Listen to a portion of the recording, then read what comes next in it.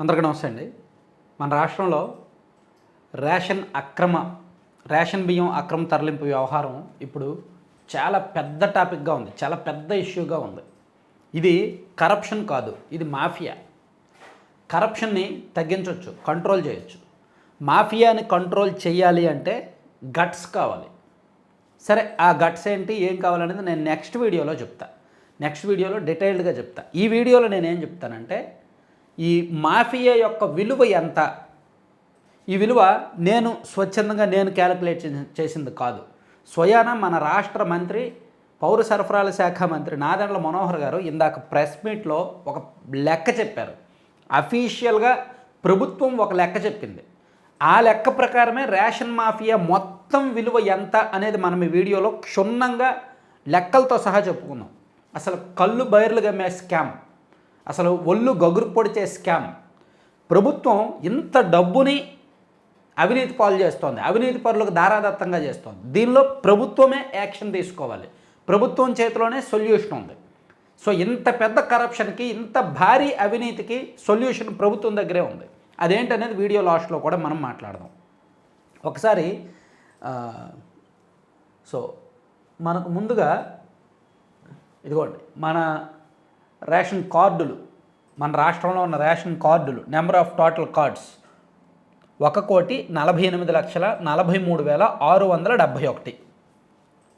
ఈ కార్డులకి నెలవారీ ఏమేమి ఎంత కేటాయిస్తారనేది చూడండి. Rice, sugar, red dal. So rice చూసుకుంటే 20,87,12,728 కేజీల్లోనే ఉంది. 20,87,12,728 కేజీలు ప్రతి నెల మన ప్రభుత్వం డిస్ట్రిబ్యూట్ చేస్తోంది పేదలకి. సో ఈ రైసు ప్రభుత్వం ఎంత కొంటది? ప్రభుత్వం పండించదు, రైతులు పండిస్తారు. రైతుల దగ్గర నుంచి ప్రొక్యూర్ చేస్తారు, కేంద్ర ప్రభుత్వం ప్రొక్యూర్ చేస్తుంది. సో దాని ద్వారా వీళ్ళు తీసుకుంటారు. కేజీ 43 రూపాయలు పడుతుంది ప్రభుత్వానికి. సో కేజీ 43 రూపాయలు చొప్పున కొంటుంది. ఇదిగోండి మొత్తం కార్డులు, మొత్తం ప్రభుత్వం ప్రొక్యూర్ చేసే రైసు 1 కేజీ 43 రూపాయల లెక్క కొంటాము అని ఇందాక మంత్రి గారు చెప్పారు. అంటే నెలవారీ ఈ రేషన్ బియ్యం ఇవ్వడానికి ప్రభుత్వం చేస్తున్న ఖర్చు అక్షరాల 847,46,47,304 రూపాయలు. ఇది నెలవారీ ఓన్లీ రేషన్ బియ్యం ఇవ్వడానికి ప్రభుత్వం చేస్తున్న ఖర్చు. దీనిలో ఒక రఫ్ లెక్క 80% మంది మాకు రైస్ వద్దు, డబ్బులు ఇచ్చేయండి అని తీసుకెళ్ళిపోతారు. రైస్ వదిలేసి వెళ్ళిపోతారు. కేవలం మీరు కావాలంటే మీ దగ్గరలో ఉన్న ఈ డిస్ట్రిబ్యూషన్ షాప్లో చూడండి. ఒక 100 కార్డుల్ని మీరు అబ్జర్వ్ చేయండి. ఒకరోజు రేషన్ పంచుతున్నప్పుడు, బండి వచ్చినప్పుడు దగ్గర ఉండండి. ఒక 100 కార్డులను అబ్జర్వ్ చేయండి. అందులో ఒక 20 మందో 25 మందో తీసుకెళ్తారు. మిగిలిన వాళ్ళందరూ కూడా డబ్బులు తీసుకొని వెళ్ళిపోతారు.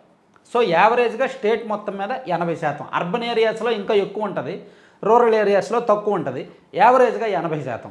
అంటే సుమారుగా ఈ 897,46,47,304లో సుమారుగా 717 కోట్లు విలువైన బియ్యం పక్కదారి పడుతోంది. ఎవరు లబ్ధిదారులకు చేరట్లేదు. ఈ లెక్క కాసేపు పక్కన పెడదాం. మంత్రి గారు ఇందాక ఒక పెద్ద లెక్క చెప్పారు. ఇది 43 రూపాయలకేమో ప్రభుత్వం చేస్తున్న ఖర్చు 1 కేజీకి. ఎవరైతే మాకు వద్దు, బియ్యం వద్దు, డబ్బులు ఇచ్చేయండి అంటున్నారో వాళ్ళు కేజీ 10 నుంచి 13 రూపాయలు మాత్రమే తీసుకొని వెళ్ళిపోతున్నారు. మాకు ఇచ్చేయండి, మాకు డబ్బులు ఇచ్చేయండి, బియ్యం వద్దు అని చెప్పి ఎంతకు తీసుకుంటున్నారు? కేజీ 10 నుంచి 13 రూపాయలు. అదే ప్రభుత్వం మాత్రం 43 రూపాయలకు కొంటుంది బియ్యం. సరే, ఇందాక మంత్రి గారు మాట్లాడే లెక్క మీకు ఇక్కడ పక్కన కూడా చూడొచ్చు. ఆయన మాట్లాడింది నేను ఒకసారి వినిపిస్తాను. 3 ఆర్థిక సంవత్సరాల్లో మన రాష్ట్రంలో గంగారాం పోర్టులో గత 3 ఆర్థిక సంవత్సరాల్లో ఆయన చెప్పిన లెక్క ఒకసారి వినండి. బియ్యం ఎగుమతి 2,20,289 మెట్రిక్ టన్నులు. కృష్ణపట్నం అధునాతమైంది, చాలా పెద్ద పోర్టు. ఇక్కడ 23,51,218. విశాఖపట్నం అన్నిటికన్నా పెద్ద పోర్ట్, 38,02,000 మెట్రిక్ టన్నులు. ఇప్పుడు కాకినాడకు వస్తే లెక్కలు చెప్తే మీరే ఆశ్చర్యపోతారు. కాకినాడ పోర్టులో వీళ్ళు దుర్మార్గంగా ఈ 3 సంవత్సరాల నుంచి చేసింది 1,31,18,346 మెట్రిక్ టన్నులు. ఒక నిమిషం, చిన్న తేడా వచ్చింది. 18,341 అంట ఆయన చెప్పిన లెక్క. ఒకసారి మళ్ళీ బ్యాక్ పెడుతున్నాను. 1,31,18,346 మెట్రిక్ టన్నులు. దీని విలువ ఒక్క కాకినాడదే చెప్తున్నాను. కాకినాడలో రైస్ ఎగుమతి విలువ ఈ 3 సంవత్సరాల్లో 48,537 కోట్ల రూపాయలు. ఒకసారి మళ్ళీ వినండి. కాకినాడ పోర్టులో వీళ్ళు దుర్మార్గంగా ఈ 3 సంవత్సరాల నుంచి చేసింది 1,31,18,346 మెట్రిక్ టన్నులు. దీని విలువ ఒక్క కాకినాడదే చెప్తున్నాను. కాకినాడలో రైస్ ఎగుమతి విలువ ఈ 3 సంవత్సరాల్లో 48,537 కోట్ల రూపాయలు. ఇది లెక్క గత 3 ఏళ్లలో. అంటే ఇది ఈ మొత్తం లెక్క ఈ పోర్టులో 2021, 22, 2022, 23, 2023, 24 అంటే 2021 నుంచి 2024 వరకు ఆర్థిక సంవత్సరాల్లో రాష్ట్రంలో ఉన్న ప్రధాన పోర్టుల్లో అక్రమంగా తరలిన బియ్యం లెక్కలు ఇవి. కాకినాడ పోర్టులో 1,31,18,346 కేజీలు కాదు, మెట్రిక్ టన్నులు. అంటే ఇంటూ 1000 వేసుకోవచ్చు. విశాఖపట్నం పోర్టులో ఇది, గంగవరం పోర్టులో ఇది, కృష్ణపట్నం పోర్టులో ఇది. ఓన్లీ కాకినాడ పోర్టులో అక్రమంగా తరలించిన విలువ 48,537 కోట్లు. చూసారా, గత 3 ఏళ్లలో కాకినాడ పోర్టు నుంచి అక్రమంగా తరలిన రేషన్ బియ్యం విలువ అది. ఇదంతా ఎవరి డబ్బులు? ప్రభుత్వానికి కాదా? ఈ బియ్యం ప్రభుత్వానికి కాదా? ప్రభుత్వం పేదలకు పంచుతుంటే, పేదలు మీరు తీసుకోండి మీరు తినండి అని పంచుతుంటే, వాళ్ళేమో మాకు వద్దు అని చెప్పి రేషన్ దుకాణాల్లో వదిలేస్తుంటే, వాళ్ళు 10 రూపాయలు చొప్పున 10, 11 ఇంటికి తీసుకెళ్ళిపోతుంటే, వాళ్ళు అక్రమంగా వీళ్ళకి ఇస్తుంటే, మిల్లర్లకు ఇచ్చి మిల్లర్ ద్వారా వీళ్ళకి ఇస్తుంటే, వీళ్ళు ఇంత విలువైన వ్యాపారం చేస్తున్నారు. చూసారా, 1000 కోట్లకు పడగలెత్తి ఎప్పుడైనా సరే 100 కోట్లు లేదా 200 కోట్లు లేదా 500 కోట్లు ఒక కరప్షన్, అవినీతి. అంతకు మించితే మాఫియా. దాన్ని ఎవరూ అడ్డుకోలేరు. ఎప్పుడైతే అంత 1000 కోట్లకు వెళ్ళిపోద్దో అది మాఫియాగా మారిపోద్ది. సో ఇప్పుడు కాకినాడలో జరుగుతున్నది రేషన్ మాఫియా, నాట్ కరప్షన్. ఈ మాఫియాని, కరప్షన్ను కంట్రోల్ చేయొచ్చు. మాఫియాను కంట్రోల్ చేయగలరా? కంట్రోల్ చేయడం కష్టం. సో అది ఏంటనేది ఒకసారి చూద్దాం. సో ఇది మొత్తం మనం దీన్నే నగదు రూపంలో చూస్తే ఓన్లీ 43 రూపాయలే లెక్కేస్తే, ప్రభుత్వం ఖర్చు పెడుతున్న డబ్బులే లెక్కేస్తే, ఇది మొత్తం క్యాలిక్యులేట్ చేస్తే, ఈ మెట్రిక్ టన్నులంతా క్యాలిక్యులేట్ చేస్తే ఇదిగోండి 1,56,56,975 మెట్రిక్ టన్నులు గత 3 ఏళ్లలో అక్రమంగా తరలింది. సో దాని విలువ ఇన్ని కేజీలు ఇంటూ 43 రూపాయలు లెక్కేస్తే 84,000 కాదు 8,400 కాదు 84,094 కోట్లు. 84,094 కోట్లు అనమాట. 84,094 99,25,000 ఓవరాల్గా వచ్చింది. సో ఓన్లీ కోట్ల రూపంలో అయితే ఇది 84,094 కోట్లు స్కామ్ విలువ. ఈ మొత్తం 3 ఏళ్లలో జరిగిన రేషన్ అక్రమాల విలువ. ఇది మంత్రి గారు చెప్పిన లెక్క, నేను చెప్పిన లెక్క కాదు. సో ఇక్కడ నేను దీనికి పొలిటికల్ కరప్షన్ ఉందా లేదా, పొలిటికల్ లింక్ ఉంది. ఈ మాఫియా, ఇంత పెద్ద మాఫియా జరగాలంటే పొలిటికల్ సపోర్ట్ ఉండాలి. ఉంది, 100% ఉంది. నేను పొద్దున్న ఒక వీడియో చేశా, 40 మంది ఎమ్మెల్యేలు ఉన్నారు, తలో 5 లక్షల నుంచి 10 లక్షలు తీసుకుంటున్నారు అని. నాకు ఆ తర్వాత చాలా వాల్యుబుల్ ఫీడ్బ్యాక్ వచ్చింది. చాలా చోట్ల నుంచి చాలా వాల్యుబుల్ ఫీడ్బ్యాక్ వచ్చింది. జిల్లాల వారీగా ఎమ్మెల్యేలు ఎవరెవరు ఎంత తీసుకుంటున్నారనేది వచ్చింది. స్టేట్లో హయ్యెస్ట్ పల్నాడు జిల్లా. పల్నాడు జిల్లాలో ఒక ఎమ్మెల్యే గారు నెలకి 25 లక్షలు తీసుకుంటున్నాడు రేషన్ మాఫియా నుంచి. ఇంకా అంటే రోజుకి యావరేజ్గా ఆయన సుమారుగా 90,000 రూపాయలు ఎంతో తీసుకుంటున్నట్టు రేషన్ మాఫియాల నుంచి. ఇలా ఒక్కొక్క ఎమ్మెల్యే ఒక్కో రేటు. తక్కువ 5 లక్షలు, మ్యాక్సిమం 25 లక్షలు నెలవారీ సొమ్మిది. సో వాళ్ళు తీసుకుంటున్నారు కాబట్టి ఇంకెవరు కరప్షన్ను కంట్రోల్ చేయాలి చెప్పండి? ఎప్పుడైతే మాఫియాలోకి పాలిటిక్స్ ఎంటర్ అయ్యాయో, పొలిటికల్ కరప్షన్ ఎంటర్ అయిందో దాన్ని ఇంకా కంట్రోల్ చేయలేరు.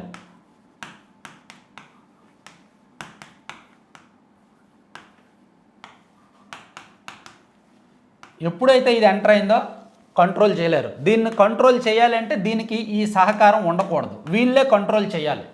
వీళ్ళు కరప్షన్ చేయకుండా దీన్ని కంట్రోల్ చేయొచ్చు, కానీ వీళ్ళు ఈ మాఫియాలో వీళ్ళ వాటా వీళ్ళు తీసుకుంటే కంట్రోల్ చేయలేరు. ఇలా నేను పొద్దున్న 40 మంది అని చెప్పాను, కానీ కొత్తగా ఎమ్మెల్యేలు కొత్తగా ఎన్నికయ్యారు కదా, చాలామంది మనకు చాలా చోట్ల మనకు ఫీడ్బ్యాక్ రాలేదు. సో వచ్చిన తర్వాత నేను ఈ 3 అవర్స్లో ఈరోజు మధ్యాహ్నం నుంచి ఇప్పుడు వరకు చాలామందితో మాట్లాడగా వచ్చిన సమాచారం ప్రకారం దాదాపుగా 85 మంది ఎమ్మెల్యేలు దీనిలో ఇన్వాల్వ్ అయి ఉన్నారు.